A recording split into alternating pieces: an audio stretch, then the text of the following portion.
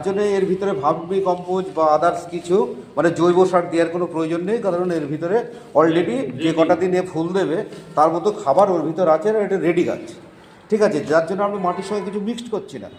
তো যাই হোক, মাটি দেওয়াটার পর আমরা প্রথম মাটিটা দিয়েছিলাম একটু এর থেকে একটু কম, যাই হোক তারপরে জল দিয়ে দেখে নিয়েছি আমরা যে দুটো ফুটো দিয়ে ঠিকঠাক জল বার হচ্ছে কিনা।